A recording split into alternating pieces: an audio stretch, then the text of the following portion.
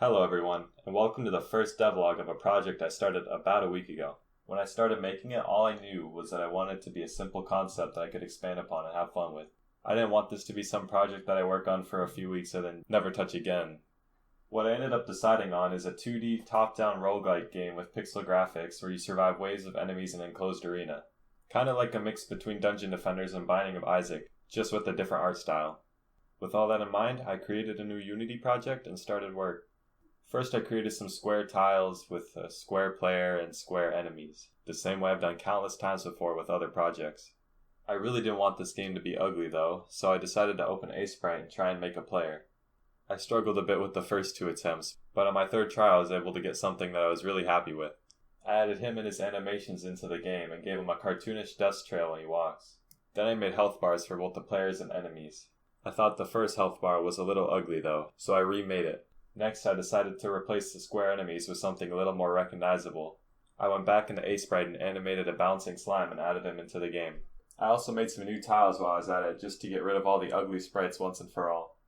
The last piece of art I needed for now was a player attack. I animated a slash attack and just made it hover on the player so I didn't have to reanimate any frames. I made the player able to attack with the slash in-game, and now I could finally start adding some gameplay features. The first of these was a big crystal that the player has to defend from waves of enemies. With the new tiles and crystal, I created a big circular area and made slime spawn from all four directions. This was all working well, but it was a little boring with only one type of enemy. I wanted the next enemy to be a ranged one, so I went back to Sprite and animated an archer enemy. He strays around the player, shooting one arrow then traveling to a new location. Once I added him in and made some tweaks, he ended up feeling much more interesting to fight than the slime. Now all I needed to do to make this a properly playable game is to make the player able to die and also add a losing screen after the crystal's destroyed. For now, when the player dies, he just flops over on the ground unable to do anything for 10 seconds. When this happens, all the enemies target the crystal, so dying can quickly lead to you losing the game. Once your crystal is destroyed, this temporary lose screen pops up. And after all of that, I was left with a semi-playable game, which cannot be said about most of my other projects, so I was really happy with the progress I was making. Now, I decided to make the game split up into two phases, the wave defense phase and the dungeon phase. I still don't know if I'm doing this because I think it'll make an interesting game, or just because I can't decide between the two genres. Still, I think I can make it work.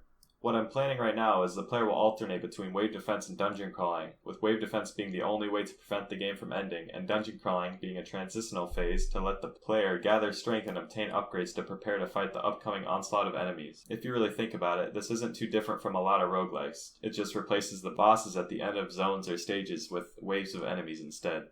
The crystal mechanic also adds some opportunity for this game to distinguish itself from other roguelikes. For example, the player could get some turrets in between stages to help defend the crystal, and the player would have to plan ahead to decide how to best strengthen their defenses while also being efficient with their time. Now that I finally knew what direction I wanted to go with the game, it was time to start adding the second phase of the game. I created a system that would randomly generate a grid of rooms, and program the player to be able to transition between different rooms by walking through a doorway. After that though, the rooms served no purpose but to be an annoyance to the player, so I decided to start adding some loot. Right now I'm keeping the loot limited to 3 different types: weapons, armor, and relics. Weapons would control all the player's offensive stats, while armor would control all the defensive stats, and relics would provide more unique effects to make looting feel less monotonous. So I added some temporary inventory UI, stats, and a chest that drops items on the ground. These items are split into 3 rarities. The only difference between rarities right now is the amount of stats that they can have. I made items spin when they're on the ground, but they aren't actually spinning, they're just shrinking and growing, so it kinda melts my brain to look at them. Luckily, the effect looks good from far away. Now that basic item functionality was in the game, I added a few more rooms, and made the game swap between phases when all the enemies were cleared, and I was left with a prototype that is actually pretty fun to play. I made this whole devlog after the fact, so I wasn't able to get much footage of development and I skipped over a few things. From now on though, I plan to be better about filming every little thing I add to the game so I can put it in devlogs like this one. This game still has a long way to go. I plan on adding more enemies, sound effects, new items, some tower defense mechanics, maybe even a skill tree or something, who knows. I want to see this project through to the end. If you're interested to see where I take this project, feel free to subscribe, and if you have any ideas, don't hesitate to put them in the comments.